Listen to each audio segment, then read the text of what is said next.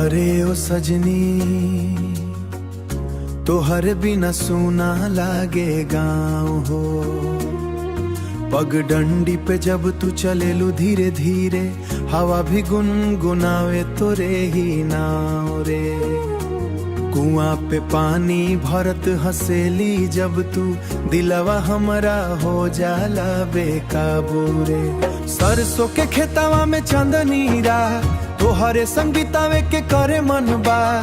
तोहार झुमका चमके जैसे तारा देख के तोहरा रे हमारा। तोहरे नैना में बस गइल बानी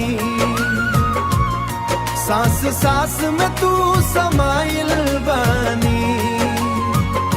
गाँव के गलियन में प्यार हो गइल तोहरा से दिलवा बेकरार हो गइल।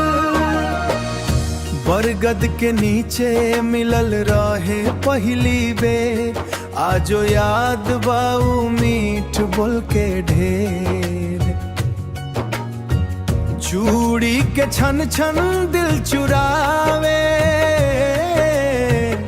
तोहरे बिना अब नींद न आवे।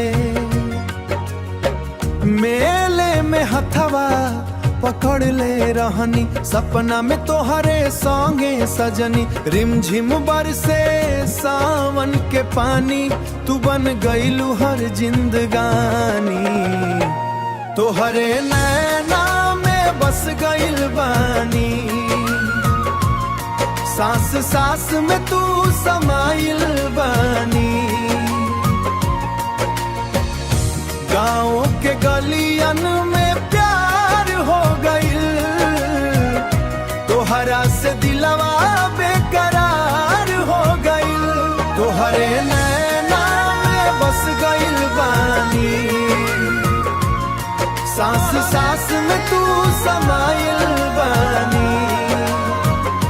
गाँव के गलियन में प्यार हो गइल तोहरा से दिलवा बेकरार हो गइल। अरे ओ सजनी जन्म जन्म तक साथ निभाइब हो।